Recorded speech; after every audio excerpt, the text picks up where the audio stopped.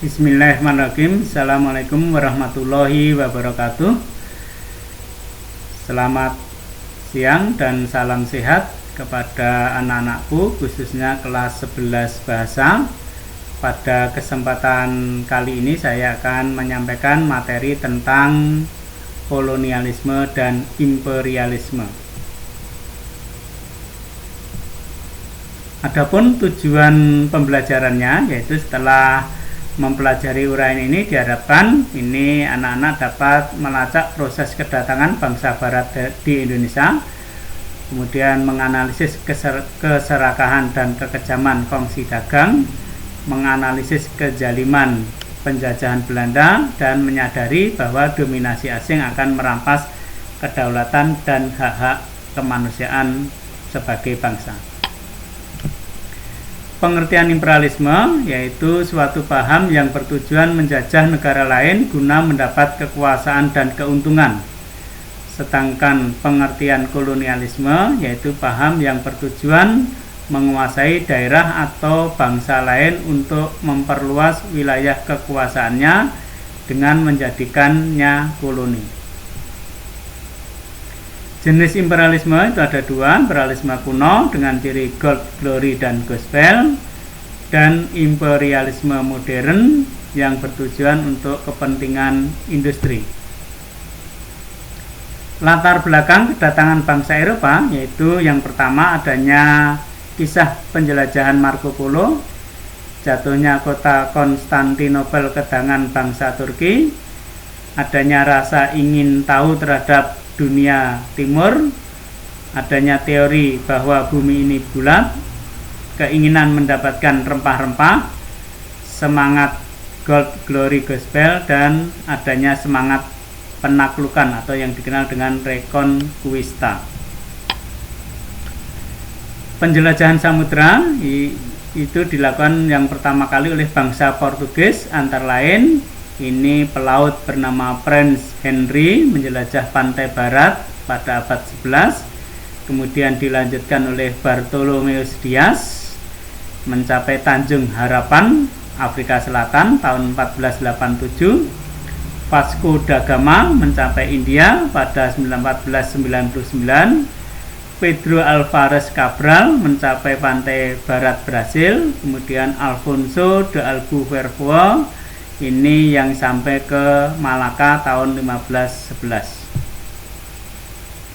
Nah, ini adalah Bartolomeus Dias dan Vasco da Gama. Ini adalah rute penjelajahan samudra bangsa Portugis. Dari Portugis ini menyusuri pantai barat Afrika sampai Tanjung Pengharapan Afrika, kemudian sampai di India, kemudian Malaka, dan akhirnya sampai di Maluku.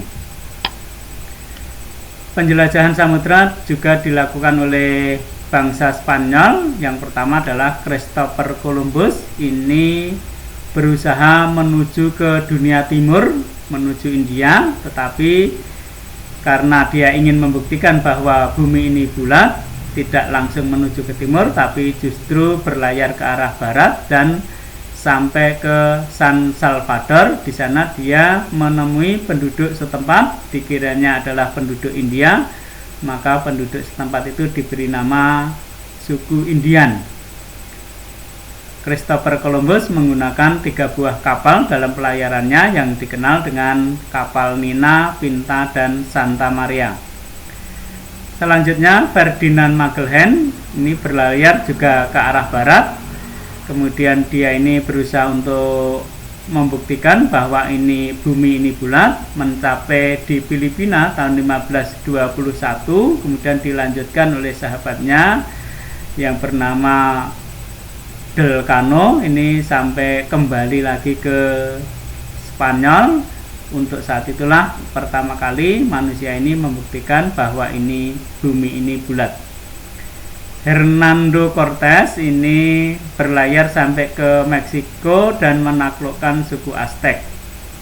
Selanjutnya Francisco Pizarro ini mencapai Peru dan menaklukkan peradaban Inca. Nah, inilah Columbus dan Pizarro, ini adalah pelaut dari bangsa Spanyol. Rute perjalanan bangsa Spanyol ini seperti dari garis yang berwarna biru. Ya, ini dari sini, dari Spanyol hitam maksud saya, berlayar langsung ke arah barat sampai di benua Amerika, kemudian langsung menuju sampai ke Filipina, Masawa, ke Indonesia, Maluku, kemudian kembali lagi ke Spanyol. Inilah pertama kali bumi ini dibuktikan bulat. Penjelajahan samudra berikutnya yaitu dari bangsa Belanda. Belanda ini melakukan penjelajahan samudra ini setelah mengetahui rute perjalanan dari bangsa Portugis. Ini penjelajahan bangsa Belanda ke dunia timur mengawali kolonialisme Belanda di Indonesia. Yang pertama kali dilakukan oleh Cornelis de Houtman bersama asistennya De Keyser, tiba di pelabuhan Banten 1596. Nah, inilah Cornelis de Houtman yang bisa sampai ke pelabuhan Banten. Ini selanjutnya penjelajahan samudra yang terakhir itu dilakukan oleh Inggris. Ini Inggris ingin melakukan penjelajahan samudra seperti yang dilakukan oleh Portugis dan Spanyol maupun Belanda untuk mendapatkan rempah-rempah langsung dari daerah asalnya, yaitu daerah dunia timur, khususnya dari Indonesia. Ini dilakukan oleh pelaut yang bernama Francis Drake dan Thomas Cavendish sampai di Indonesia tahun 1579.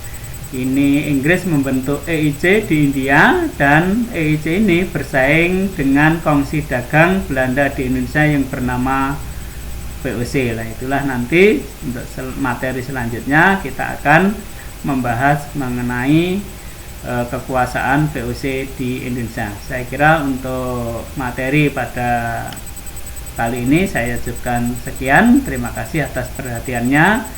Wabillahi taufiq wal hidayah. Wassalamualaikum warahmatullahi wabarakatuh.